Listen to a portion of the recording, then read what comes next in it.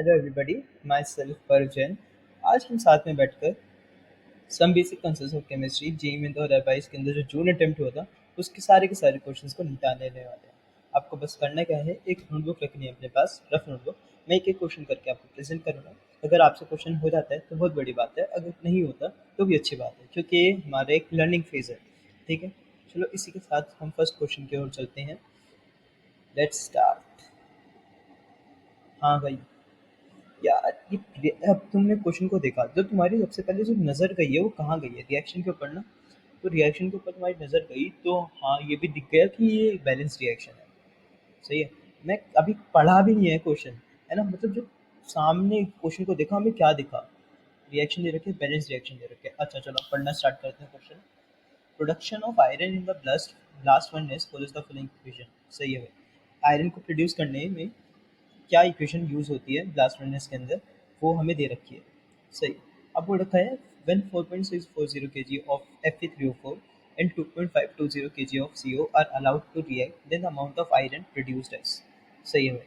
हमें ये बोल रखा है कि Fe3O4 का अगर हमारे पास इतना अमाउंट है, अगर CO का हमारे पास इतना अमाउंट है, तो वो जब एक दूसरे के साथ रिएक्ट करेंगे तो हमारे पास कितना अमाउंट आयरन का प्रोड्यूस होगा। ये तो बहुत इजी क्वेश्चन है। हमने जब पहले वाला सेशन लिया था मूल कॉन्सेप्ट के बेस पे, तो उसमें भी हमने काफ़ी ऐसे क्वेश्चंस को ट्राई किया था। ये ऑप्शंस दे रखे थे, दिखा देता हूँ, ये ऑप्शंस दे रखे हैं। सही है। अब इसके बाद हम, आपने ट्राई कर लिया तो हम सोल्यूशन की ओर चलते हैं। सही है। Fe3O4 को हम मैग्नेटाइड बोलते हैं, CO को हम कार्बन मोनोऑक्साइड बोलते हैं, पता है। Fe आयरन होता है, CO2 कार्बन डाइऑक्साइड होता है। मुझे ये तो पता है कि आपको ये समझ आ गया कि कहना क्या चाह रहा है, मतलब क्वेश्चन पूछना क्या चाह रहा है। बस ये पूछना चाह रहा है कि अगर 4.640 के जी, अगर हम Fe3O4 ले 2.520 के जी, हम अगर CO का ले लेते हैं तो हमारे पास कितना अमाउंट जो है आयरन का प्रोड्यूस होगा। तो ये जो रिएक्शन होती है ना, वो कहना क्या चाह रही है, हमें ये वाली बात से सबसे ज़्यादा मतलब होना चाहिए। ये जो कहना चाह रही है वो कहना चाह रही है कि जब 1 मोल ऑफ Fe3O4 जब 4 मोल ऑफ CO के साथ रिएक्ट करेंगे तो 3 मोल्स Fe का प्रोड्यूस होगा एंड 4 मोल्स प्रोड्यूस होंगे CO2 के। सही है। जो रिएक्शन होती है वो कहना क्या चाह रही है वो ये बताता है। सही है। बैलेंस रिएक्शन बताती है वो कहना क्या चाह रही है। सही है। तो हमें वाली बात पता है कि हमें यहाँ पर ऐसा कुछ करना पड़ेगा जिससे कि हमें मोल्स पता चल जाए Fe3O4 के 4.640 kg में, एंड 2.520 kg CO में कितने मोल्स होंगे CO के।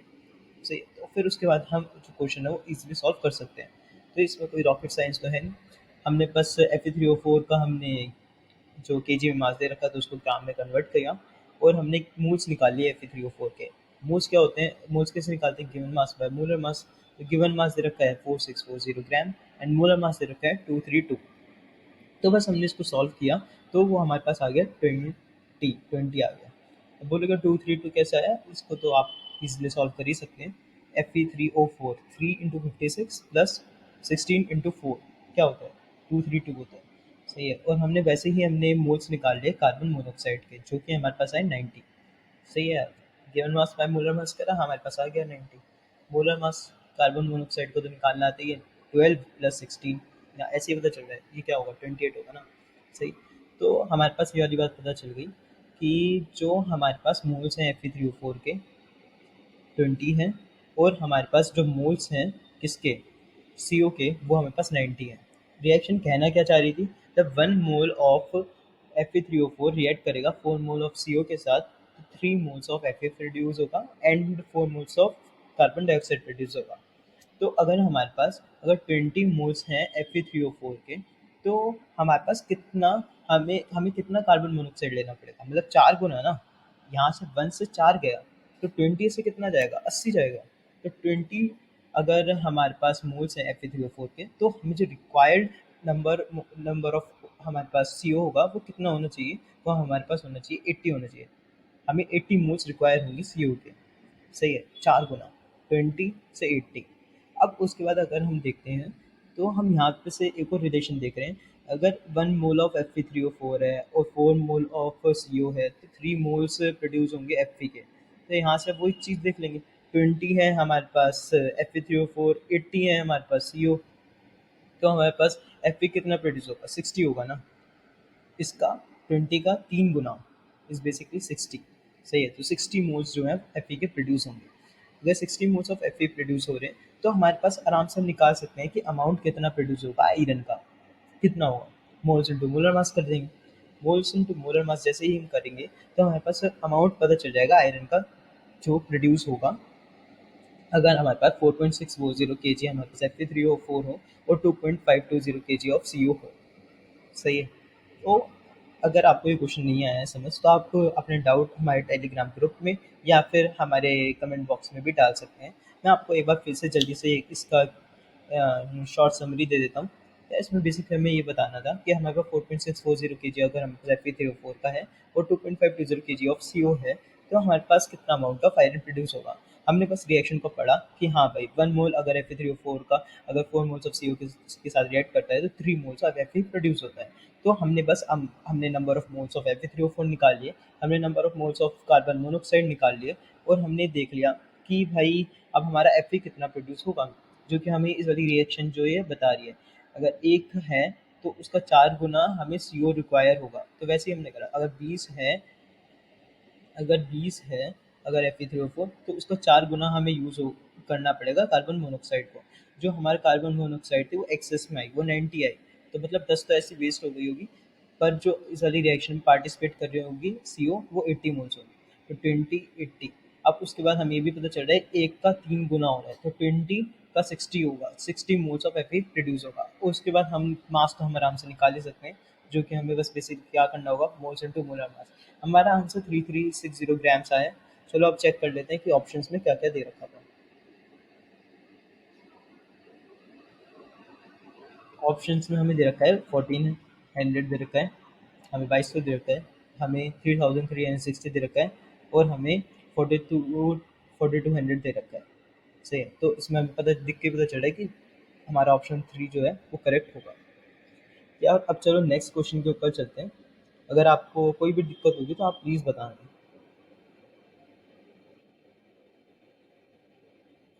नेक्स्ट क्वेश्चन को अगर हम देखें तो हमें बोल रखा है, अब क्वेश्चन को देखा सबसे पहले हमने पढ़ा नहीं, हमने देखा कि इसमें जो अलग से चीज़ दे रखी है वो क्या है, हमें परसेंटेजेस दे रखे हैं। हमें परसेंटेजेस दे रखे हैं, हाइड्रोजन का परसेंटेज दे रखा है, कार्बन का परसेंटेज दे रखा है, नाइट्रोजन का परसेंटेज दे रखा है। कंपाउंड ए कंटेन्स, अब चलो पढ़ते हैं। कंपाउंड ए कंटेन्स, हाइड्रोजन का परसेंटेज जितना है, कार्बन का परसेंटेज जितना है, नाइट्रोजन का परसेंटेज जितना है। बोल रहा है the molecular formula of the compound is, हमें मॉलिक्यूलर फॉर्मूला बताना है कंपाउंड का क्या होगा। एटॉमिक मासेस दे रखे हैं, सही है, और हमें मोलर मास भी दे रखा है कंपाउंड ए का, जो कि सबसे ज़्यादा इंपॉर्टेंट है इस वाले क्वेश्चन में। सही है भाई। अब इसको हम ध्यान से देखें तो मोलर मास जो होता है वो क्या होता है। मोलर मास क्या होता है, मोलर मास जो होता है वो हमारा बेसिकली क्या होता है, एक मोल का मास कितना है, मतलब एक मोल कंपाउंड ए का है हमारे पास तो उसके अंदर कितना मास है, वो है 162 ग्राम्स। सही। अब हमें अब ये वाली बात पता निकाल सकते हैं ना, हाइड्रोजन का कितना परसेंट होगा, है ना, कार्बन कितना होगा, है ना। अगर 8.7 परसेंटेज अगर हाइड्रोजन का गिवन है तो हम ये निकाल सकते हैं ना कितना होगा 162 में से हाइड्रोजन, निकाल सकते हैं ना 8.7 परसेंटेज ऑफ 162। तो हम ये तो निकाल सकते हैं, हम छोटी छोटी क्लासेस से करते आ रहे हैं। इसको सॉल्व करना कैसे करते हैं, तो 8.7% ऑफ 162, 8.7% ऑफ 162, तो वो क्या होगा 8.7 डिवाइडेड बाय 100 इंटू 162, यहाँ पर पॉइंट है 8.7 डिवाइडेड बाय 100 इंटू 162। तो हम जब इसको सॉल्व करते हैं तो हमारे पास आता है 14.094। और अगर हम amount of carbon in compound A निकालते हैं तो वो हमारे पास निकल के आता है 119.88। अगर हम अमाउंट ऑफ नाइट्रोजन निकालते हैं तो हमारे पास आता है 28.026। तो हम इसको राउंड ऑफ तो कर ही सकते हैं, मतलब एक तरह से हम बोल सकते हैं जो अमाउंट ऑफ हाइड्रोजन है वो हमारे पास है 14 ग्राम्स और अमाउंट ऑफ कार्बन जो है हमारे पास वो है 120 ग्राम्स और हमारा अमाउंट ऑफ जो नाइट्रोजन है वो हमारे पास है 28 ग्राम्स। सही है भाई। अब उसके बाद हम ये वाली बात हमें पता चल गया ना कितना ग्राम है हाइड्रोजन का, कितना ग्राम है कार्बन का, कितना ग्राम है नाइट्रोजन का एक मोल कंपाउंड ए के अंदर। सही है, तो हम यहाँ से हम जब हमारे पास मासेस गिवन है और हमें मोलर मासेस भी पता है तो हम ये वाली बात पता लगा सकते हैं कितने हमारे पास बेसिकली नंबर ऑफ मोल्स होंगे उस गिवन एलिमेंट के। जैसे हाइड्रोजन है तो हाइड्रोजन का हमने गिवन मास लिखा ऊपर डिवाइडेड बाय मोलर मास करा, तो हमारे पास कितना पता चल गया 14 मोल्स आया। अगर हम कंपाउंड ए में कार्बन देखें तो 120 ग्राम था, तो उसको भी हमने अगर मोलर मास से डिवाइड करा तो हमारे पास 10 मोल्स आया, और 28 को जो मैंने 14 से करा तो हमारे पास 2 मोल्स आया। तो हम इसको इस तरीके से कुछ लिख सकते हैं ना, मतलब कुछ नहीं है, मतलब अपना ज़्यादा दिमाग यूज़ नहीं करना, मतलब जो हमारा दिमाग खुद ही है ना, करता चला जाता है, करता चला जाता है, करता चला जाता है। तो ऐसे ही करा तो मेरे को समझ आ गया कि 1 मोल कंपाउंड ए का अगर हमारे पास होता तो 162 ग्राम्स होता। तो हम 8.7% निकाल सकते हैं ना 162 का, वो हमने निकाला तो वो हाइड्रोजन का मास हो गया कि 1 मोल कंपाउंड ए में कितना मास होगा हाइड्रोजन का, कितना मास होगा कार्बन का, कितना मास होगा नाइट्रोजन का। तो हमें उससे हमने जब मोलर मास से डिवाइड करा तो हमारे पास बेसिकली पता चल गया कितने हमारे पास नंबर ऑफ मोल्स होंगे। एक मोल कंपाउंड ए के अंदर कितने मोल्स होंगे हाइड्रोजन के, एक मोल कंपाउंड ए के अंदर हमारे पास कितने मोल्स होंगे कार्बन के, एक मोल कंपाउंड ए के अंदर कितने मोल्स होंगे नाइट्रोजन के। तो हमने ऐसे करके फिर हम लिख सकते हैं। अब यहाँ से ये वाला जो फॉर्मूला है वो क्या कहना चाह रहे हैं, 1 मोल जो C10H14N2 का है उसके अंदर 10 मोल्स किसके हैं, कार्बन के हैं, एंड हाइड्रोजन के कितने मोल्स हैं वो 14 है, एंड नाइट्रोजन के कितने मोल्स हैं वो बेसिकली 2 है। तो आई होप आपको ये क्वेश्चन समझ आ गया होगा। अपना ज़्यादा दिमाग अप्लाई नहीं करना, मतलब जो कहना चाह रहे हैं ना दिमाग, वो खुद ही हमारा चलता चला जाता है, चलता चला जाता है। सही है। एक कंपाउंड ए का मास दे रखा है मेरे पास, उसका हमें पता है कि हम हाइड्रोजन की परसेंटेज दे रखी है, कार्बन की परसेंटेज दे रखी है, नाइट्रोजन की परसेंटेज दे रखी है, बस हमने उसको ग्राम्स में कन्वर्ट कर दिया जो परसेंटेज थी, है ना। फिर हमने उसको मोलर मास से डिवाइड कर दिया, हमें पता चलेगा कितना मोल्स प्रेजेंट होंगे हाइड्रोजन, कार्बन और नाइट्रोजन के रिस्पेक्टिवली एक कंपाउंड ए के अंदर। अगर ये वाला क्वेश्चन अगर कोई भी दिक्कत है तो आप हमारे टेलीग्राम ग्रुप में आप हमें बता सकते हैं, एंड आप कमेंट बॉक्स भी कर सकते हैं। अब चलो इसको देख लेते हैं, C10H14N2 कहाँ पर है। यहाँ फोर्थ ऑप्शन दिख रहा है, फोर्थ ऑप्शन इज करेक्ट। ठीक है भाई, चलो अब थर्ड क्वेश्चन देखते हैं। वो ये क्या, CNG आ गया क्वेश्चन के अंदर, सही है। और कुछ दिख रहा है इसमें जो कि एकदम से क्लिक कर जाए कुछ हो, नहीं बस CNG दिखा मुझे, तो सबसे पहले जो सबसे पहले दिखा, मैं बस ये वाली बात करूँ जो मेरे को सबसे पहले दिखा। CNG is an important transportation fuel. अच्छा, इतनी अच्छी इन्फॉर्मेशन दी, हमें पता ही नहीं थी हमें, तो ऐसी इन्फॉर्मेशन, सही ना। और अब बोल रखा है कि when 100 gram of CNG is mixed with 208 gram of oxygen in vehicles, it leads to the formation of CO2 and H2O। सही है। Produces the large quantity of heat during the combustion, the amount of carbon dioxide produced in gram cells। सही है।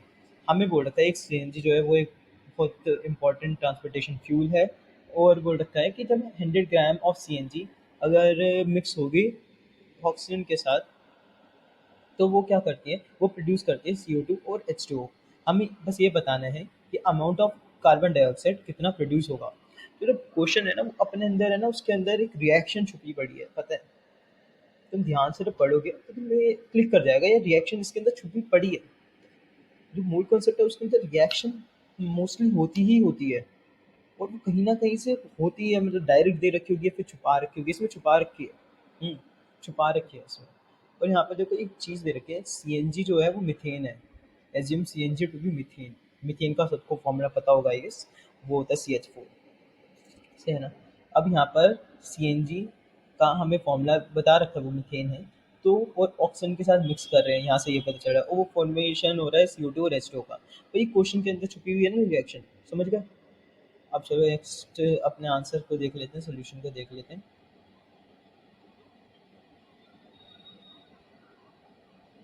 सही है। यहाँ पर given तो हमने दे ही रखा था, वो मैंने बस लिख लिया है यहाँ पर। जो CH4 था वो O2 के साथ रिएक्ट कर रहा है, वो CO2 बना रहा है और H2O बना रहा है। ये वाली रिएक्शन छिपी थी बेसिकली इस वाले क्वेश्चन के अंदर। Methane reacts with O2 to produce CO2 and H2O। सबको पता है CH4 मीथेन है, O2 ऑक्सीजन है, CO2 कार्बन डाइऑक्साइड है, H2O वाटर है हमारा। सही है। अब यहाँ पर जो चीज़ है ना, वो हमें रिएक्शन बैलेंस करके नहीं दे रखी थी, हमें खुद अपने आप से बैलेंस करनी है। सही है ना, हमें खुद अपने आप से बैलेंस करनी है। हमें तो बस ये पता था ना कि मीथेन ऑक्सीजन के साथ रिएक्ट कर रहा है एंड कार्बन डाइऑक्साइड प्रोड्यूस हो रही है एंड वाटर प्रोड्यूस हो रहा है ना। तो फिर बस हमने ये देखा, है ना। तो बस हमने पहले तो एक ऐसी रिएक्शन लिख ली थी अनबैलेंस करके, फिर हमने उसके बाद हमने रिएक्शन को बैलेंस किया। CH4 जब हमने देखा O2 और CO2 और H2O को, हमने रिएक्शन को बैलेंस करा, तो हमें ऐसी नीड लगी कि हमें 2 यहाँ पर O2 होना चाहिए और 2 हमारे पास H2O होना चाहिए। आई गेस आपको ये रिएक्शन तो बैलेंस करनी आती होगी, बस मैंने आपको एक रॉ पहले हम इक्वेशन लिख लेंगे, उसके बाद हम बैलेंस करेंगे CH4 plus O2 CO2 plus H2 ये लिखेंगे, फिर उसके बाद देखेंगे कि बैलेंस कैसे कर सकते हैं हम, अगर नहीं है बैलेंस तो। सही है। रिएक्शन जब भी हमें दिखेगी भाई, तो हमें ये वाला दिमाग में तो आ जाना चाहिए कि वो क्या कहना चाह रही है। वो ये कहना चाह रही है, जब 1 मोल ऑफ CH4 जब 2 मोल्स ऑफ O2 के साथ रिएक्ट करेगा तो 1 मोल ऑफ CO2 प्रोड्यूस होगा and 2 moles of H2O produce होगा। सही है। हमें यही बताना था ना अमाउंट ऑफ कार्बन डाइऑक्साइड कितना प्रोड्यूस होगा। ये बहुत ज़्यादा सिमिलर है क्वेश्चन 1 से, है ना। अब देखो, हमने बस गिवन अमाउंट दे रखा है 100 ग्राम है मीथेन का, ऑक्सीजन का हमें गिवन अमाउंट दे रखा है 208 ग्राम है। जब ग्राम में है तो हम उसको मोल्स में कन्वर्ट कर लेंगे ना बेसिकली। तो गिवन अमाउंट ऑफ मीथेन है वो 100 ग्राम है, गिवन अमाउंट ऑफ ऑक्सीजन है वो 208 ग्राम है, तो मोल्स ऑफ मीथेन निकाल सकते हैं, मोल्स ऑफ ऑक्सीजन निकाल सकते हैं। तो मोल्स ऑफ मीथेन क्या हो जाएगा हमारे पास 100/16, तो 50/8 25/4 ऐसे करके मुझे चल गया। मोल्स ऑफ मीथेन है 25/4 और मोल्स ऑफ ऑक्सीजन कितने हैं हमारे पास है 26/4। यहाँ पर थोड़ा रफ सा हो गया था। यहाँ पर आप देख सकते हैं कि 208/32 करा पहले, फिर उसके बाद 104/16 करा, फिर उसके बाद 52/8 करा, फिर उसके बाद 26/4 कर दिया। सही है। तो हमें पता चल गया कि वो क्वेश्चन जो है उसने जो मासेस हैं वो दे रखे थे मीथेन और ऑक्सीजन के, जो कि रिएक्ट कर रहे हैं, उससे हमें बताना था कितना amount of carbon dioxide produce होगा। तो हमने बस चालाकी से ये करा, हमने मोल्स निकाल दिए मीथेन और ऑक्सीजन के। तो हमने चालाकी से मीथेन और ऑक्सीजन के मोल्स निकाल लिए। तो हम ऐसा कर सकते हैं कि हम कार्बन डाइऑक्साइड के भी मोल्स निकाल सकते हैं, क्योंकि जो हमारे पास रिएक्शन थी हमें उसको पढ़ना आता है बेसिकली। जो रिएक्शन क्या कहना चाह रही है वो हमें उसको पढ़ना आता है कि वो क्या कहना चाह रही है। तो वो ये कहना चाह रही थी ना 1 मोल अगर 2 मोल्स ऑफ ऑक्सीजन के साथ रिएक्ट करेगा तो 1 मोल ऑफ CO2 प्रोड्यूस होगा and 2 moles of H2O produce होगा। सही है। अगर हमारे पास देखा हमने अरे एक है तो ये दो होना चाहिए, है ना। वही एक होना चाहिए और ये दो होना चाहिए। सही है। अगर हमारे पास ये 25/4 है मीथेन ना, अगर ये पूरा का पूरा यूज़ हो तो हमारे पास कितना होना चाहिए ऑक्सीजन, हमारे पास होना चाहिए 25/4 ये तो है, और हमारे पास कितना होना चाहिए ऑक्सीजन जिससे कि ये पूरी जो रिएक्शन है वो फिजिबल हो जाए। हमारे पास होना चाहिए 50/4। सही है ना, क्योंकि एक से दो जा रहा है ना, तो हमारे पास 25/4 का डबल होना चाहिए ऑक्सीजन, तो वो होता है 50/4। पर हमने देखा तो हमारे पास जो ऑक्सीजन के जो मोल्स है वो हमारे पास 26/4 है, हमारे पास 50/4 तो है ही नहीं। तो अब हम क्या करेंगे, हम हमारे पास जो ऑक्सीजन है वो एक तरह से हमारे पास लिमिटेड रिएजेंट हो गया। सॉरी, हमारे पास जो हाँ, जो हमारे पास ऑक्सीजन है वो एक तरह से लिमिटिंग रिएजेंट हो गया। तो इसके हिसाब से पूरी जो रिएक्शन है वो चलेगी। 26/4 जो है, अगर हम हमारे पास ऑक्सीजन है तो उसका जो हाफ होगा वो बेसिकली मीथेन होगा, है ना। उतने मोल्स ऑफ मीथेन होंगे हमारे पास यूज। तो अगर हमारे पास 26/4 अगर हम ऑक्सीजन का ले रहे हैं, पूरा यूज़ कर रहे हैं, तो हमारे पास इसका जो हाफ होगा वो होना चाहिए मीथेन का। सही है। तो यहाँ पर 25/4 और 13/4, तो हम इन दोनों में से कंपेयर कर सकते हैं ना कि 13/4 जो है वो कम है। 13/4 अगर कम है तो हाँ भाई, हम इस चीज़ को हम यूज़ कर सकते हैं। पर हम जब यूज़ नहीं कर सकते थे, जब हमारे पास मोल्स ऑफ मीथेन को अगर हम पूरा यूज़ करवा देते तो हमारे पास रिक्वायर्ड नंबर ऑफ मोल्स जो ऑक्सीजन के वो हमारे पास 50/4 होने चाहिए थे। पर अगर हम ध्यान से सोचें, हम थोड़ा सा कुछ अलग करने की सोचें, तो हम ये भी तो देख रहे हैं ना, ऑक्सीजन के अगर 26/4 मोल्स हैं तो उसके हाफ मोल्स मीथेन के होने चाहिए।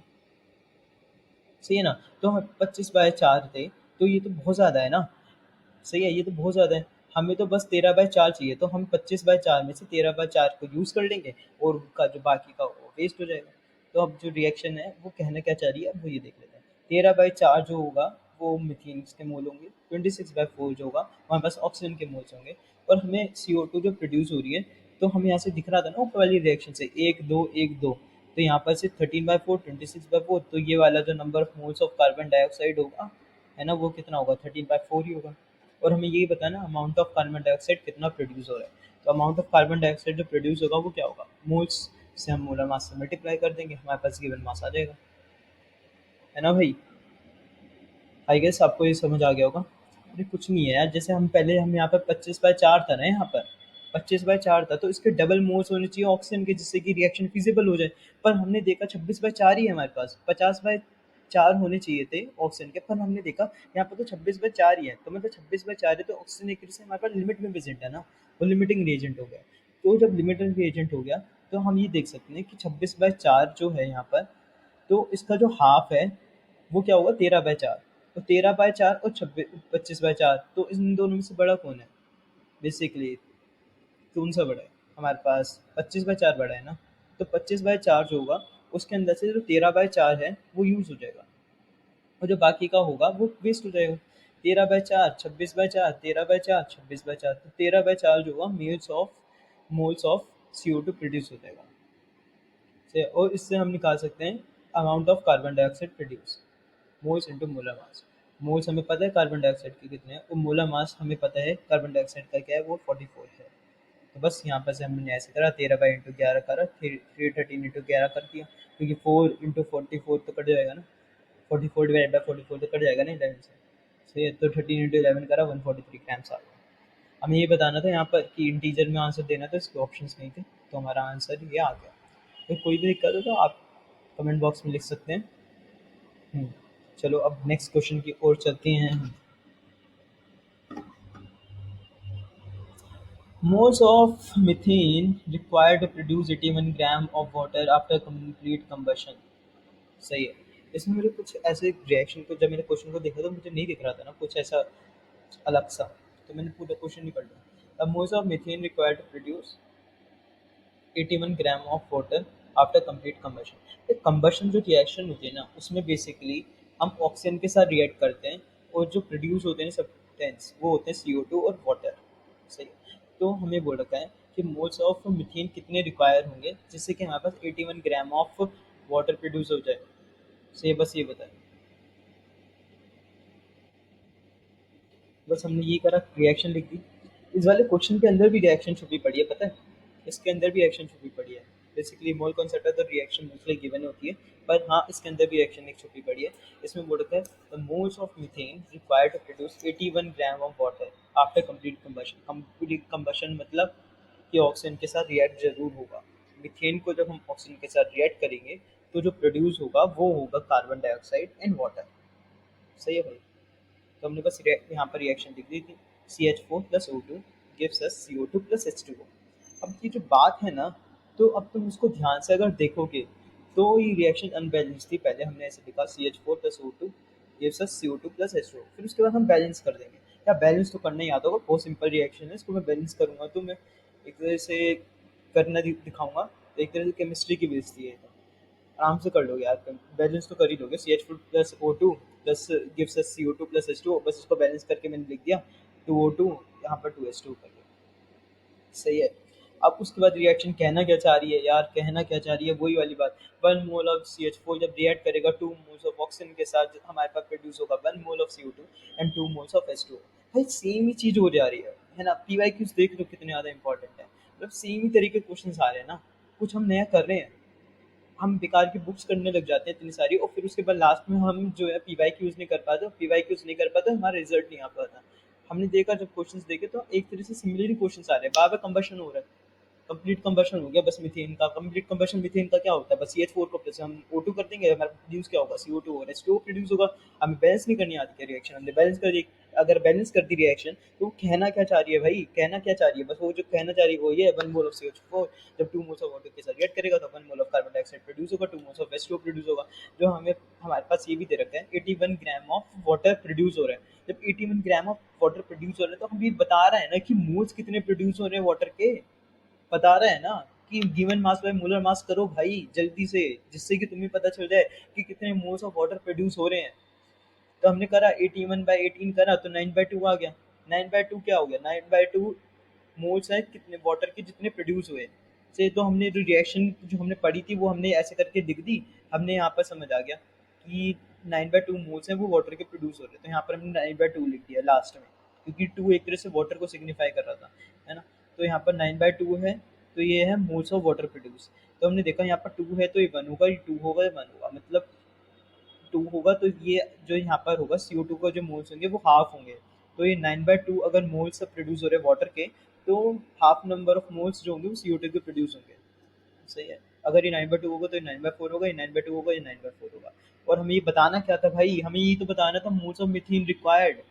मोल्स ऑफ मीथेन रिक्वायर्ड ही तो बताना था, the moles of methane required. इसमें तो हमें अमाउंट भी नहीं बताना था, इसमें तो हमें बस मोल्स बताना था।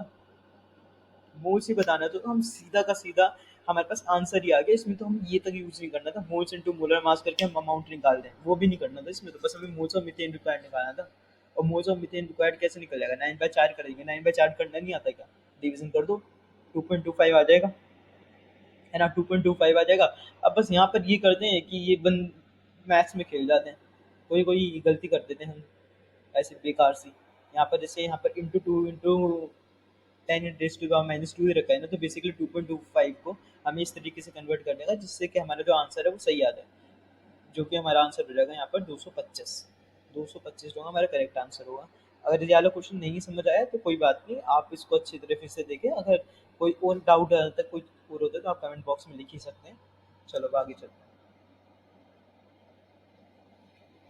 अच्छा, परसेंट दे रखा है, डेंसिटी दे रखी है, अच्छा मोलैरिटी, ऐसे से वर्ड्स देखे मैंने। रिएक्शन मैंने क्वेश्चन पढ़ा नहीं है, मैंने जो मेरे दिमाग में देखा, परसेंटेज दे रखा है, कुछ परसेंट दे रखा है, और डेंसिटी कुछ दे रखा है, यहाँ पे लिखा हुआ मोलैरिटी दे रखा है, सही है भाई। चलो पढ़ते क्वेश्चन को। A commercially sold concentrated HCl is 35% HCl by mass, ठीक है। If density of the commercial acid is 1.46 gram per milliliter, the molarity of the solution is, molarity बतानी है solution की। भाई इसका बिल्कुल डायरेक्ट वो है, क्या बोलते हैं, फॉर्मूला है, जो कि आपको याद करना पड़ेगा, है ना। वैसे भी कर सकते हैं अलग तरीके से, मैं वैसे करके बता सकता हूँ, पर यार मीन्स जो है वो स्पीड का गेम है, तो हमें थोड़ा फॉर्मूला बेस्ड हमें अप्रोच रखनी पड़ेगी, है ना। मैं इसका एक आपको डायरेक्ट फॉर्मूला बता दूं, जो कि आप अप्लाई करो, मोलैरिटी 1 सेकंड में निकल के आ जाएगी। आपको क्वेश्चन समझ आ गया होगा, देखते हैं। जो रिलेशन होता है ना मोलैरिटी और वेट बाय वेट परसेंटेज का, वो ऐसा होता है 10 dx अपॉन में molar mass of solute is equals to molarity. ये इतनी बार बोलो, इतनी बार बोलो, इतनी बार बोलो कि ये दिमाग में हमेशा के लिए याद रह जाए। और इस वाले क्वेश्चन से ना, मतलब इसमें एडवांस में भी क्वेश्चन आया हुआ है, मैं जब देख रहा था, जब मैंने अपना some basic concept of chemistry के क्वेश्चन सॉल्व कर रहा था इसी से बस ये याद रखना है, 10 dx अपॉन में मोलर मास ऑफ सोल्यूट। अब जो molar mass of solute, molar mass of solute है ना, molar mass of solute, molar mass of solute solution नहीं, molar mass of solute, solute याद रखना है, molar mass of solute 10 dx upon में molar mass of solute. जो D है यहाँ पर हमारा डेंसिटी है, और जो एक्स है हमारा वो है वेट बाय वेट परसेंट। जैसे 50% दे रखे तो यहाँ पर एक्स की जगह 50 लिखेंगे, अगर यहाँ पर 35% दे रखे तो 35 लिखेंगे, सही है, समझ गए। अब यहाँ पर क्या है कि हमने बस सीधा फॉर्मूला अप्लाई करा, 10 dx अपॉन में मोलर मास ऑफ सोल्यूट, 10 लिख दिया।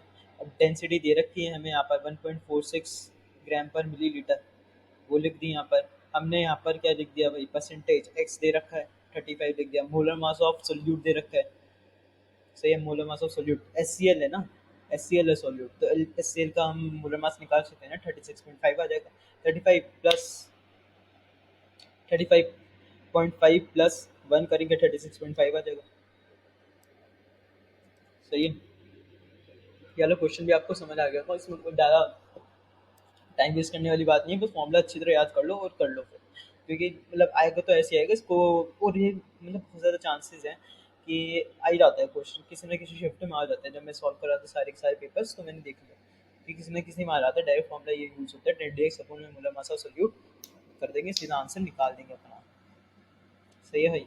तो बस कैलकुलेशन करना, 14 निकालना और अपना सेकंड ऑप्शन मार्क कर देना। ऑर्गेनिक कंपाउंड, ऑर्गेनिक कंपाउंड कुछ लिखा हुआ है यहाँ पर, अच्छा, और कुछ अलग सा नहीं। कंप्लीट कंबशन भाई, सबसे पहला word complete combustion. Complete combustion से दिमाग की सारी बत्तियां जल जानी चाहिए, लेट लाइट, सही है भाई, लेट लाइट, दिमाग की सारी बत्तियां जल जानी चाहिए। कंप्लीट कंबशन हो रहा है ऑर्गेनिक कंपाउंड का, मतलब मैंने पढ़ा भी नहीं है, जब भी क्वेश्चन समझ में आने लग गया। On complete combustion, 0.30 gram of organic compound gave 0.20 gram of CO2 and water 0.10 gram, सही है। जब भी कंबर्शन होगा ये CO2 प्लस H2O जो है हमारा, वो प्रोड्यूस हो गई होगा। अब बोल रखते हैं the percent of carbon in the organic compound is, हमें बताना कितना परसेंट है कार्बन का ऑर्गेनिक कंपाउंड के अंदर, सही है, कोई दिक्कत वाली बात नहीं है। रिएक्शन नहीं दे रखी तो हम निकाल के छोड़ेंगे क्वेश्चन के अंदर से। क्या बोल रहा है, ऑर्गेनिक कंपाउंड जब O2 के साथ रिएक्ट कर रहा है तो हमारे पास CO2 प्रोड्यूस हो रहा है एंड वाटर प्रोड्यूस हो रहा है, सही है। तो मास ऑफ सी, अब सही है, अब तुम देखो ध्यान से सोचो कि जो ऑर्गेनिक कंपाउंड है उसके अंदर ही कार्बन होगा, उसी के अंदर कार्बन होगा। वो जो कार्बन है O2 के अंदर नहीं है, कहीं भी नहीं है। लेफ्ट साइड में जो कार्बन है बस ऑर्गेनिक कंपाउंड के अंदर है, और राइट साइड में अगर देखें तो जो कार्बन है बस वो CO2 के अंदर प्रेजेंट है, सही है। तो हम यहाँ पर से ये भी बात लगा सकते हैं ना कि जो मास है राइट साइड में कार्बन का, है ना, वही मास होगा लेफ्ट साइड में कार्बन का। आपको या फिर ये बोल सकते हैं mass of carbon right side में जो है वो एक तरह से मास of carbon in organic compound है, क्योंकि यहाँ पर और कहीं पे तो है नहीं कार्बन, बस ऑर्गेनिक कंपाउंड के अंदर ही है। तो हम ये बोल सकते हैं mass of C on left side is equal to mass of C on right side, या फिर ये बोल सकते हैं mass of C in organic compound is equal to mass of C on right hand side. सही है भाई। अब बस mass of C on right hand side निकाल देते हैं और अपना आराम से कर लेंगे फिर तो क्वेश्चन को solve. Mass of C on left hand side कैसे निकलेगा हमारे पास, ये CO2 था ना, CO2 को हमें बता रखा है कि हमारे पास 0.20 ग्राम हमारे पास प्रोड्यूस हो रहा है ना, तो 0.20 अपॉन में given given mass upon molar mass करेंगे तो हमारे पास number of moles of carbon dioxide produce आ गया। Number of moles of carbon dioxide हमारे पास प्रोड्यूस आ गया। तो बेसिकली हमें ये पता चल गया कि number of moles of carbon on right hand side, ये पता चल गया ना। ये CO2 के जितने मोल्स होंगे जो प्रोड्यूस हो रहे हैं वही हमारे पास कार्बन के मोल्स होंगे। सही है। तो हमने बस यही करा कि हमने मोल्स निकाल लिए कार्बन के और उसको हमने फिर मोलर मास से मल्टीप्लाई कर दिया। तो हमारे पास क्या निकल गया, mass of carbon in organic compound, mass of C carbon in organic compound, ये निकल गया। सही है ना।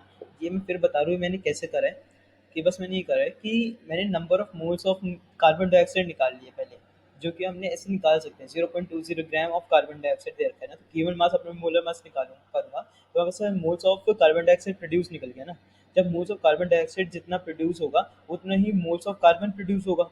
यहाँ से रिएक्शंस देख ही सकते हो आप, है ना। और फिर बस मैंने उसको मोलर मास से मल्टीप्लाई कर दिया तो मुझे पता चल गया mass of carbon on left hand side, mass of carbon on left hand side और mass of carbon on right hand side.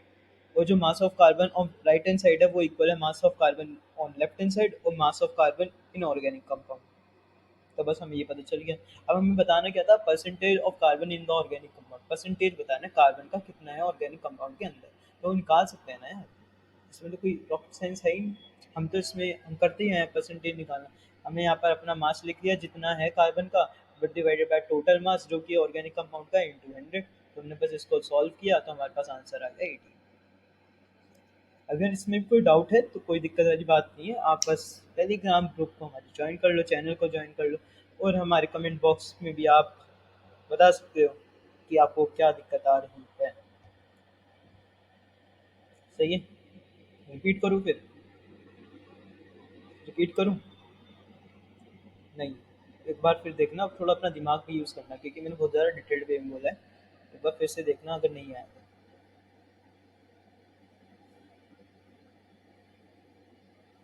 अच्छा जी, प्रोटीन, सही है यार। मिनिमम मोलर मास, सही है यार।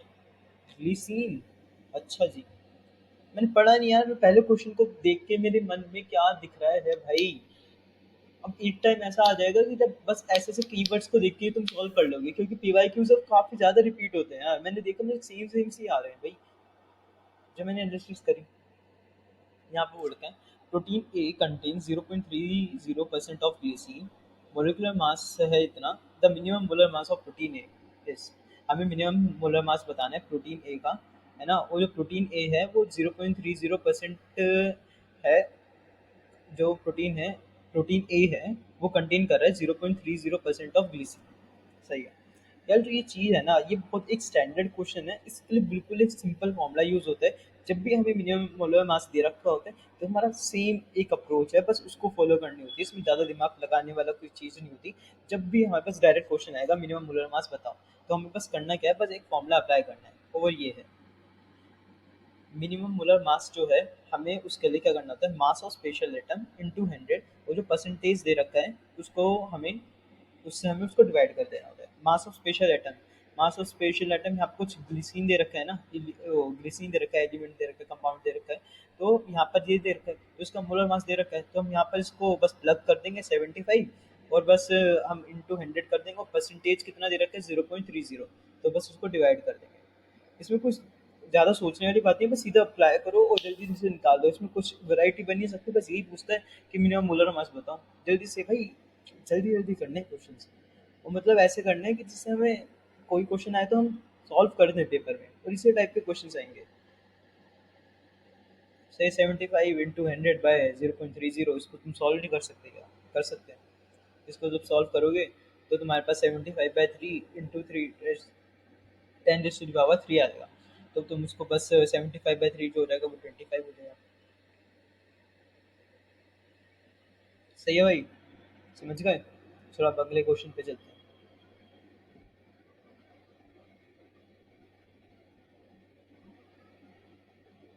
हम्म। ओ भाई साहब, ऑर्गेनिक कंपाउंड सही है, कंप्लीट कंबशन सही है ना? और हमें बताना है percentage of oxygen composition in the organic compound. सही। यार अगर तुमने पिछले वाला सेशन करा है ना, तो मेरे को इस वाले क्वेश्चन को नहीं करवाना चाहिए और मैं करवाऊंगा भी नहीं। तुम इतना ज़्यादा सिमिलर है वाला क्वेश्चन, मतलब कुछ डिफरेंस है ही नहीं। जो मैंने पिछले सेशन में शायद क्वेश्चन 5 था जो, वो बिल्कुल सेम उठा के जून अटेम्प्ट में आया हुआ था। मतलब जुलाई में जो एक क्वेश्चन था वो बिल्कुल सिमिलर था। मतलब कोई डिफरेंस था ही नहीं।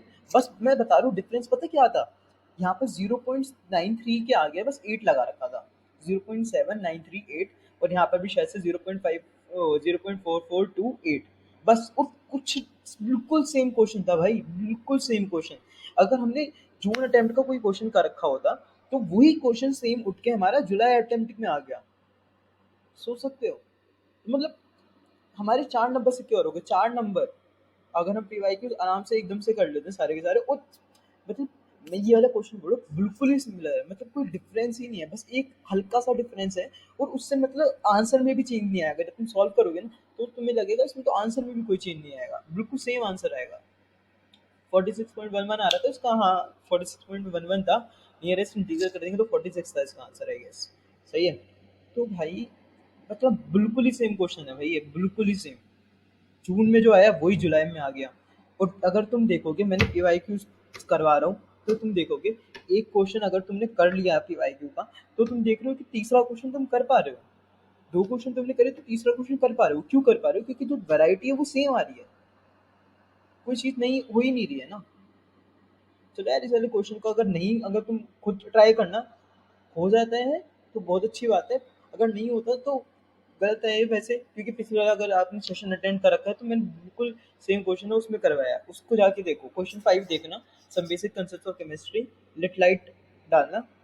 सही है। मूल कॉन्सेप्ट लिट लाइट डालना, जुलाई अटेम्प्ट पीवाईक्यूज ये डालना। बिल्कुल सेम क्वेश्चन है यार क्वेश्चन 5 में, मेरा कराने को कोई मतलब ही नहीं है। इतनी ज़्यादा स्पून फीडिंग थोड़ी ना होती है। और मैं एक तरह से हम दोनों सीख रहे हैं ना। हम दोनों सीख रहे हैं, मैं भी पढ़ रहा हूँ आप भी पढ़ रहे हो। मैं कोई आपको पढ़ा नहीं रहा उस टाइम पे, है ना? मैं बस हम दोनों एक दूसरे के साथ पढ़ रहे हैं साथ में। तो अगर आप, बस मैं ये बोल रहा हूँ कि आप वाला मैंने पहले से ही बता रखा है, बिल्कुल सेम क्वेश्चन है, तो क्वेश्चन 5 को विजिट करना पिछले वाले वीडियो पे। सही है। अब क्या है यहाँ पर, the number of N atoms. इस सारे क्वेश्चन को तुमने पहले देखा भाई, जब तुमने इसको देखा तो हमारे पास सबसे पहले ये दिख रहा है ना।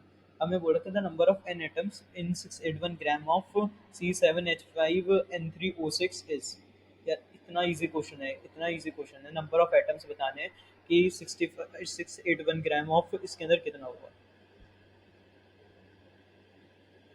मोलर मास निकाल लेंगे पहले C7H5N3O6 का, जो कि हमारे पास 2 to 7 आएगा।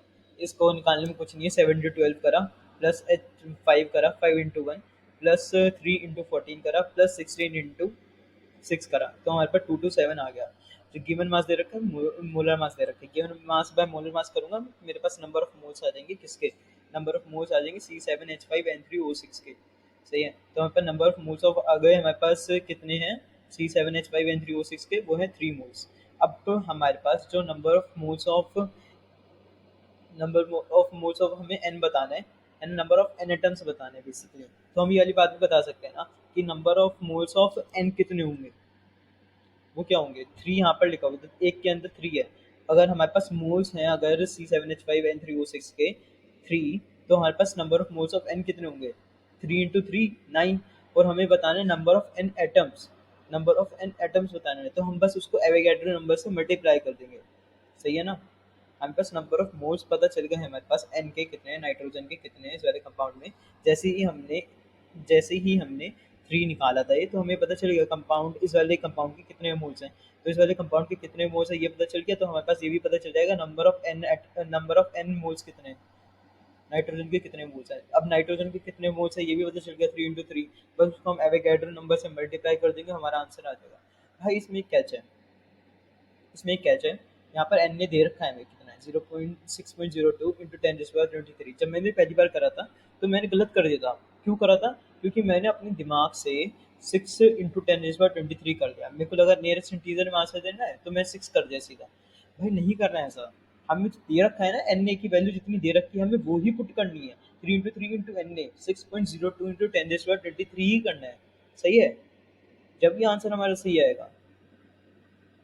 हमने जब करा तो हमारे पास आया 9 × 6.02 को जब मैंने मल्टीप्लाई करा तो मेरे पास आया 54.18 आया।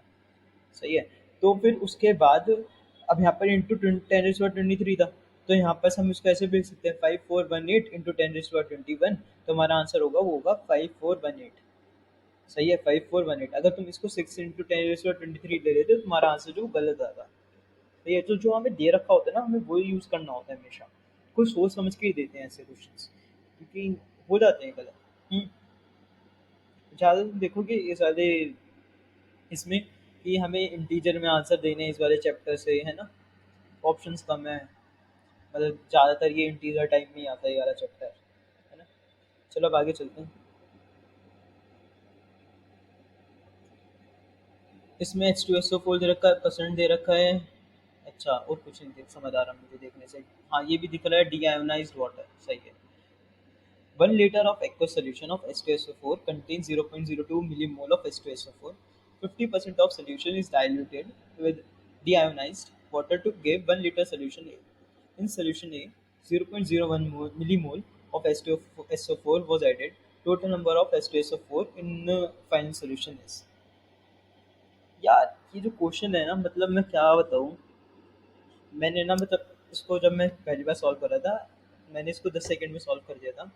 एंड उसके 1 मिनट तक, 10 सेकंड के बाद मैं 1 मिनट तक ये सोच रहा हूँ कि मैंने सही सॉल्व किया है ना, इतना ईजी कैसे हो सकता है कोई क्वेश्चन। मतलब ये इतना बड़ा कुछ लिख रखा है और इसका जो आंसर मैं बताऊंगा तो मतलब कुछ है ही नहीं। भाई कुछ है ही नहीं। जब कोई इतना ईजी क्वेश्चन आता है हमें लगता है, अपने ऊपर शक होता है, ये तो नहीं हो सकता, कुछ और करना चाहिए भाई। पर नहीं, बिल्कुल सिंपल क्वेश्चन है। देखो, हमें बोल रखा है मोल्स ऑफ H2SO4, हमें क्या बताना है, टोटल नंबर ऑफ मिलीमोल्स बताने फाइनल सॉल्यूशन में। इनिशियली हमें 0.02 मोल्स दे रखे, ये रहे। सही है। अब यहाँ पर बोल रखा है 50% of initial solution will contain 50% of solution is diluted with deionized water to give 1 litre solution. बहुत बेकार की बातें ले रखे हैं। बस इससे मतलब 50% ऑफ इनिशियल सॉल्यूशन में कितने मिलीमोल्स होंगे, वो होंगे 0.01 मिलीमोल्स। अब उसके बाद क्या बोल रखे हैं, सॉल्यूशन ए के अंदर हमने 0.01 मोल मिलीमोल फिर से डाल दिए। सॉरी, 0.01 मिलीमोल हमने फिर से डाल दिया। तो जब मैंने 0.01 मिलीमोल को ऐड कर दिया 0.01 मिलीमोल में, तो कितना हो गया, 0.02 हो गया। और यहाँ पर बता रखा है बताने कि कितने मिलीमोल्स होंगे, तो हमारे पास इसको इस तरीके से लिख सकते हैं, जो हमारा आंसर है वो 20 आ गया। अरे इससे इजी क्वेश्चन हो सकता है कोई, और इतना बड़ा चढ़ा के लिख रखा है ये। मतलब सच में मैंने 10 सेकंड में सॉल्व किया, मैं उसके 1 मिनट तक ये सोच रहा हूँ, उसके बाद 1 मिनट तक ये सोच रहा हूँ मैंने कुछ गलत कर दिया क्या। मतलब ऐसे ही करना चाहिए, इतना इजी। चलो अब आगे चलते हैं।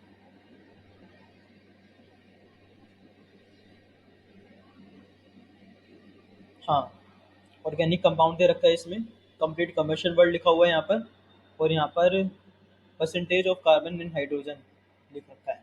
सही। कंप्लीट कंबशन, पहले भी इतने सारे क्वेश्चन कर रखे हैं, फिर आ गया भाई, फिर से ऑर्गेनिक कंपाउंड लिखा आ गया भाई। फिर से हमें बताना है कि percentage of carbon and hydrogen in organic compound क्या है भाई, है ना। तो बस हम निकाल देंगे। पहले क्वेश्चन को रीड भी नहीं करा, अब तो समझ में आने लग गया भाई क्या पूछने जा रहा है वो, क्योंकि हमने पीवाई क्यूज कर रखे हैं। पीवाई क्यूज कर रखे हैं, हमें क्वेश्चन पढ़ने की जरूरत ही नहीं पड़ी पूरा, हम समझ आ गया। पर पढ़ना चाहिए वैसे तो, पर हम पता चल गया भाई क्या ही पूछ लेगा इसमें। ऑर्गेनिक कंपाउंड को बस ये कंबशन करवाएगा, है ना, CO2 प्रोड्यूस होगा और वाटर प्रोड्यूस होगा, और जो प्रोड्यूस होगा उसका हमें गिवन अमाउंट दे रखा होगा, और हमें ये बताना होगा कि कार्बन और हाइड्रोजन का परसेंटेज कितना ऑर्गेनिक कंपाउंड में। पढ़ लेते हैं जब भी। 120 ग्राम of organic compound which contains only carbon and hydrogen on complete combustion gives 330 gram of CO2 and 270 gram of water. The percentage of carbon and hydrogen in the organic compound are respectively. तो मैंने यही बोला ना यार, यही बोला था नहीं बोला था, जो मैंने अभी क्वेश्चन के पहले बोला था, क्योंकि दिमाग में समझ आ गया भाई यही करना होगा, तो कुछ करना होगा नहीं। ऑप्शंस दे रखे हैं भाई इसमें, ऑप्शंस। सही है, तो हमने बस रिएक्शन करी, लिखी ऑर्गेनिक कंपाउंड प्लस O2 क्या देगा, CO2 प्लस H2O देगा, हमें पता है। ये वाली बात समझ आ गई ना, organic compound plus O2 CO2 plus H2O देगा। अब यहाँ पर से हमें बताना है परसेंटेज ऑफ कार्बन और hydrogen in the organic compound.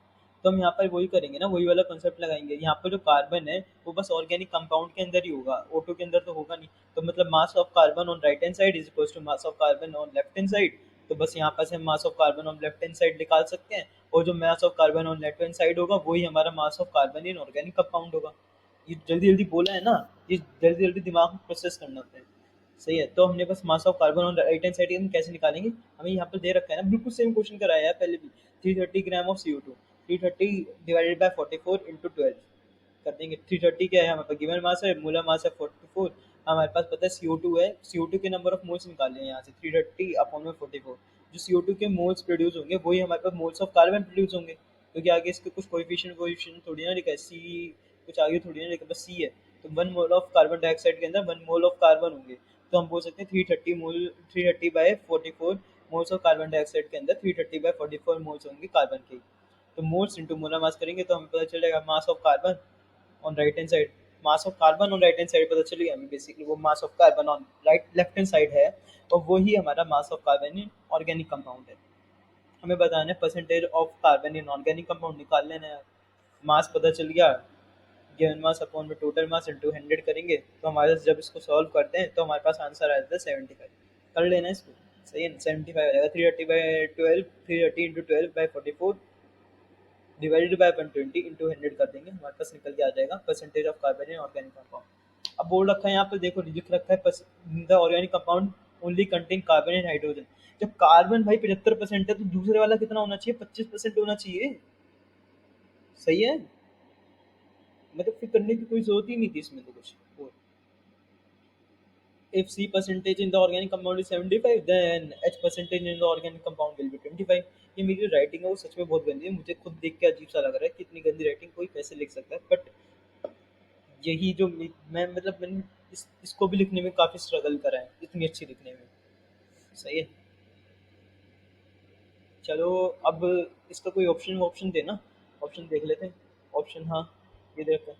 अब यहाँ पर क्या होता है, हम जल्दबाजी के अंदर फर्स्ट ऑप्शन मार्क करके आ जाएंगे, है ना। और ऑप्शन है हमारा 75 एंड 25, क्योंकि हमारे पास कार्बन का जो परसेंट है वो 75 आया है, और जो हमारे पास हाइड्रोजन का है वो 25 आया है। सही है भाई, चलो यार आगे चलते हैं। Number of grams of bromine that will completely react with 5 gram of pent 1। कुछ नहीं है, कुछ नहीं है। पेंटवनीन बस ऐसे बना दिया मैंने, ये आपको बनाना नहीं आता होगा, ये इसको वैसे करके भी लिख सकते हैं, C5H10 भी लिख सकते हैं, इसमें कुछ है नहीं। बस ऐसे लिख दिया पेंटवनीन, आपको लिखना ही आता होगा। अब उसको बस मैंने ब्रोमीन के साथ रिएक्ट करा तो ये प्रोड्यूस होता है। सही है, तो अब यहाँ पर बोल रखा है कि the number of bromine that will completely react with 5 gram of पेंटवनीन।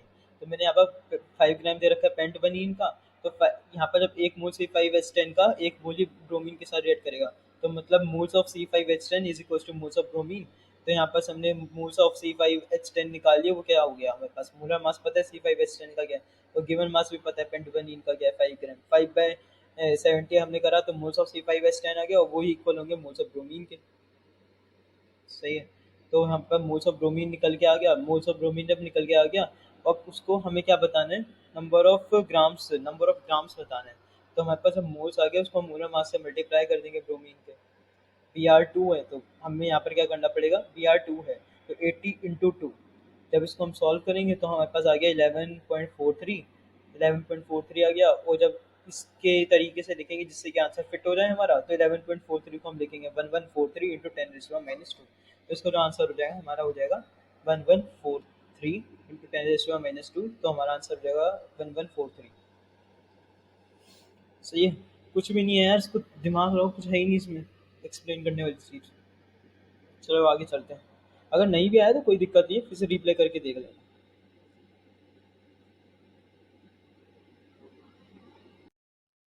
चलो यार, अब क्वेश्चन 13 पे चलते हैं।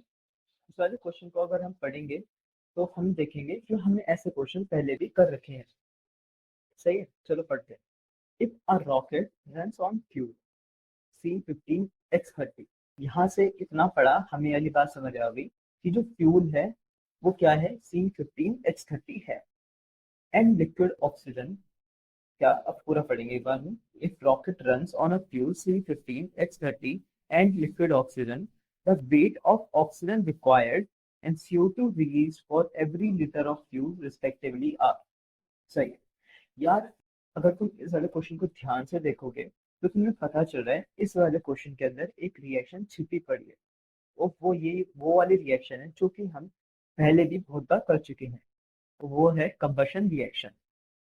तुम देखोगे कि C15H30 एक हाइड्रोकार्बन है, ये ऑक्सीजन के साथ रिएक्ट कर रहा है to produce CO2 plus water. सही। C15H30 ऑक्सीजन के साथ रिएक्ट कर रहा है to produce CO2 and water. तुम देखो यहाँ पर कि हमारी जो रिएक्शन थी वो क्वेश्चन के अंदर छिपी पड़ी थी।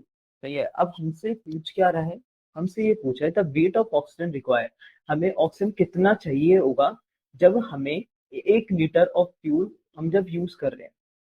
सही है, मतलब 1 लीटर ऑफ फ्यूल जब बर्न कर रहा है। सही है। For every litre of fuel respectively are the weight of oxygen required and CO2 release for every litre of fuel respectively are. ठीक है भाई। अब तुम यहाँ पर से हमें रिएक्शन को हमें पढ़ना तो आता ही है ना। पढ़ते कैसे हैं, जब हमारी रिएक्शन जो है बैलेंस्ड हो। हम देखते हैं यहाँ पर C15H30 plus O2 gives us CO2 plus water. तुम यहाँ पर अगर देखो तो ये वाली जो रिएक्शन है वो बैलेंस्ड नहीं है, पर तुम्हें बैलेंस तो करना आता ही होगा। तो मैंने आपके लिए यहाँ पर बैलेंस करके यहाँ पर रिएक्शन लिख दी है। थोड़ा दिमाग लगाना कैसे किया बैलेंस, और आई एम श्योर कि आप कर ही लोगे बैलेंस। इसमें कोई रॉकेट साइंस तो है नहीं, रॉकेट वाला क्वेश्चन है पर रॉकेट साइंस नहीं है इसके। तो ये जब हमने इसको बैलेंस किया तो हम देखते हैं कि 1 मोल ऑफ C15H30 जब रिएक्ट करेगा 45/2 मोल्स ऑफ ऑक्सीजन के साथ, वो प्रोड्यूस करेगा 15 moles of CO2 and 15 moles of H2O। सही है। जब भी हम रिएक्शंस को पढ़ते हैं तो हमें उसके जो कोएफिशिएंट होते हैं वो काफी ज्यादा मैटर करते हैं, और हमें हमेशा स्टोइशियोमेट्री में बैलेंस रिएक्शन को ही लेकर चलना होता है। पहले जो ये वाली रिएक्शन थी वो बिल्कुल रॉ थी, जो कि हमने क्वेश्चन के अंदर से एक्सट्रैक्ट कर दी थी। हमने फिर उसको बैलेंस किया जिससे कि हमें पता चल पाए कि रिएक्शन कहना क्या चाह रही है। ये जो रिएक्शन है वो बेसिकली ये कहना चाह रही है कि 1 मोल ऑफ C15H30 जब 45/2 मोल्स ऑफ ऑक्सीजन के साथ रिएक्ट करेगा, 15 मोल्स ऑफ CO2 प्रोड्यूस होगा and 15 moles of H2O he produce.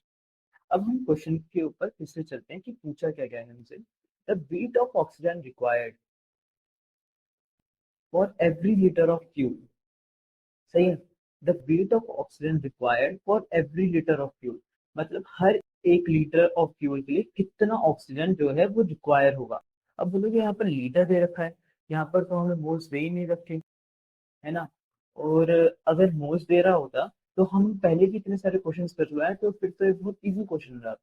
पर इसमें थोड़ा सा एक बोल सकते हैं हम अलग चीज है। वो ये है, इसमें इसने लीटर में दे दिया है अमाउंट फ्यूल का, एंड इसमें डेंसिटी भी गिवन है। सही है। अगर यहाँ पर गिवन मास होता सीधा इस वाले फ्यूल का, जब भी हम मोल्स के ऊपर जा सकते थे। सही है। पर यहाँ पर डायरेक्ट मास ना देके और या फिर डायरेक्ट मोल्स ना देके हमें यहाँ पर क्या बोल रखा है, वॉल्यूम दे रखा है फ्यूल का, और डेंसिटी बता रखी है फ्यूल की। सही है। अब हमें सबको पता है density is equal to mass upon volume. सही है, density is equal to mass upon volume. तो हमें यहाँ से क्या निकाल सकते हैं, हम गिवन मास निकाल सकते हैं ना। जैसे हमने हमारा जो मेन एम क्या है, अभी मेन एम जो है हमारा मोल्स ऑफ फ्यूल निकालना है ना। अब मोल्स ऑफ फ्यूल को डायरेक्ट दे देता है क्वेश्चन के अंदर, या फिर हमें मास दे देता है, हम मोलर मास से डिवाइड कर देते हैं तो हमारा नंबर ऑफ मोल्स आ जाता है। पर इसमें क्या करा कि हमें इसमें गिवन मास भी नहीं गिवन, तो हम क्या करेंगे, हम गिवन मास किसी तरह से निकालेंगे। तो ये गिवन मास होता है वो हमारा क्या होगा, density is equals to mass upon volume. Density is equals to mass upon volume, तो density into volume is equals to mass. तो मैंने डेंसिटी को जैसे ही वॉल्यूम से मल्टीप्लाई किया तो मेरा क्या आ गया, गिवन मास आ गया। तो जब मैंने गिवन मास को उसके मोलर मास से डिवाइड कर दिया तो मेरे पास जो आया वो आ गया मोल्स ऑफ फ्यूल।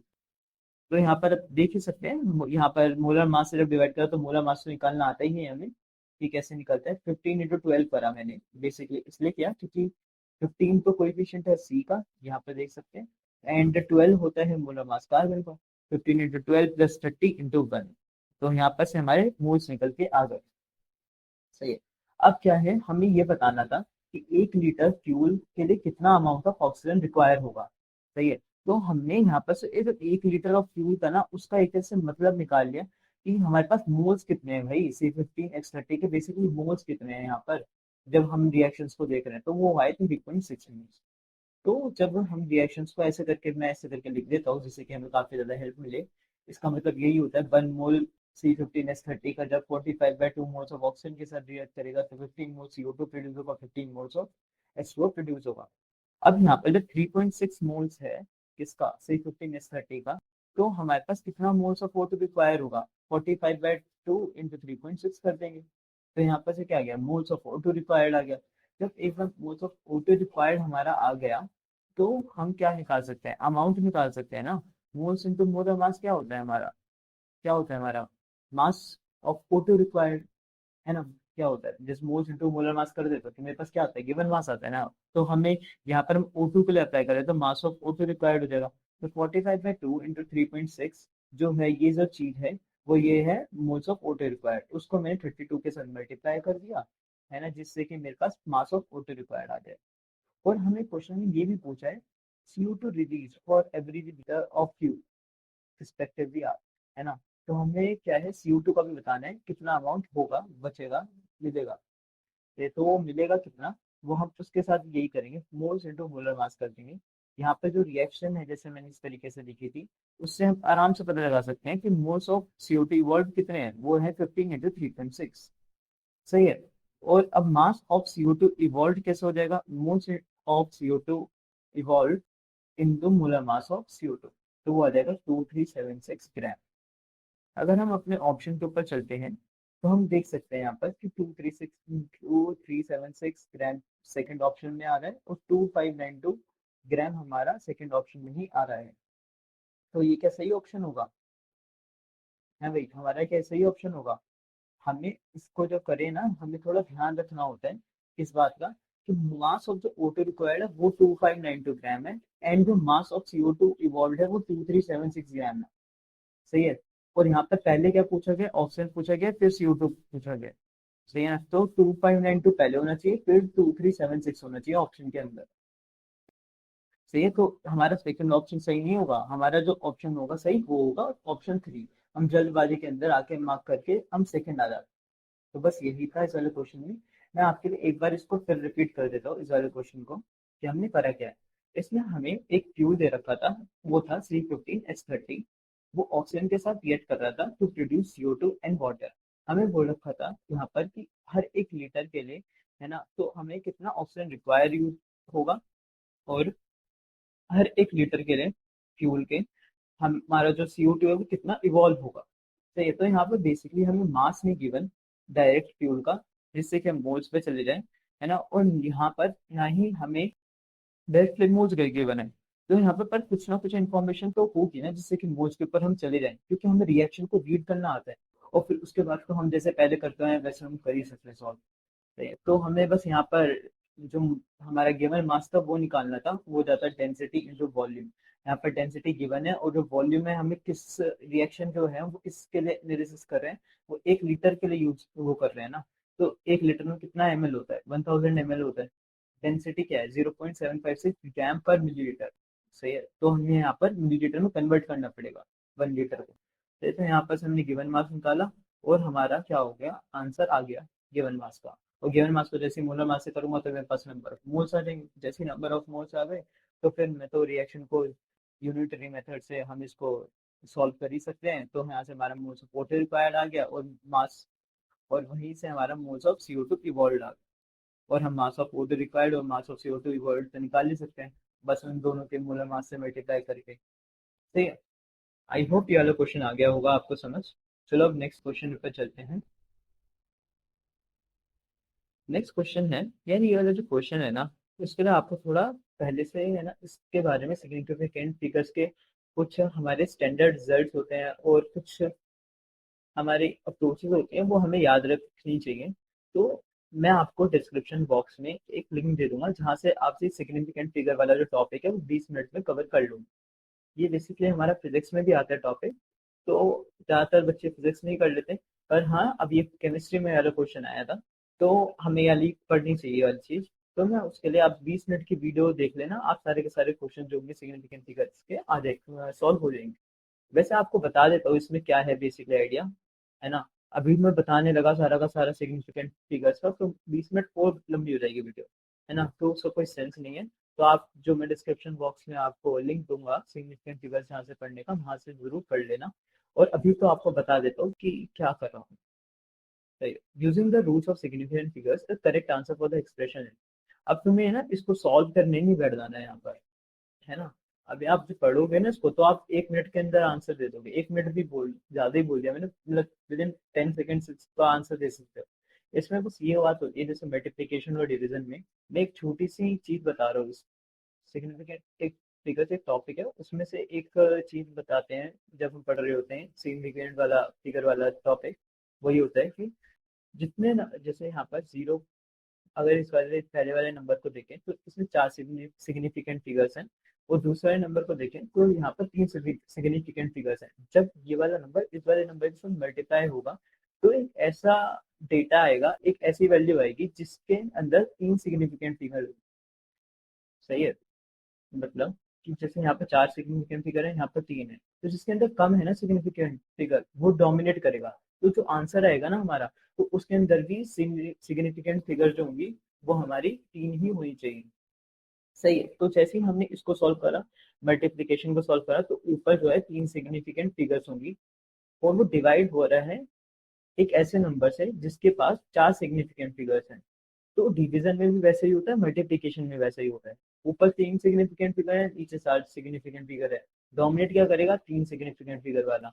तो हमारा जो आंसर आएगा, कंप्लीट जो आंसर आएगा उसके अंदर हमारी 3 सिग्निफिकेंट फिगर्स होंगी। अगर हम यहाँ पर देखते हैं तो इसके अंदर 4 सिग्निफिकेंट फिगर है, इसके अंदर 3 है, इसके अंदर 2 है, इसके अंदर 1 है, तो हमारा जो ऑप्शन हो जाएगा करेक्ट, वो हमारा ऑप्शन नंबर 2 करेक्ट हो जाएगा। ठीक है भाई, वो हमारा जो ऑप्शन है वो 2 करेक्ट हो जाएगा। मैं आपको फिर बता देता हूँ, यहाँ पर 4 सिग्निफिकेंट फिगर्स थी, यहाँ पर 3 थी।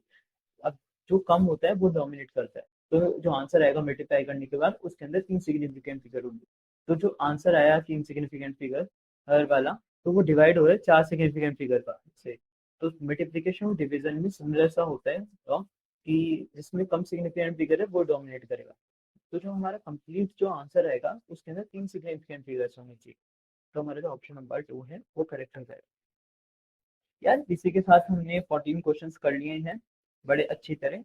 अगर आपको कोई भी डाउट आता है तो आप हमारे टेलीग्राम ग्रुप और टेलीग्राम चैनल को ज्वाइन कर लेना, एंड आप अपने डाउट्स कमेंट बॉक्स में भी पोस्ट कर सकते हैं, मैं रिप्लाई कर दूंगा उस चीज़ का।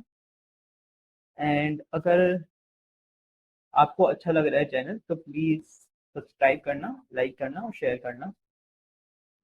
Okay, all the best, bye.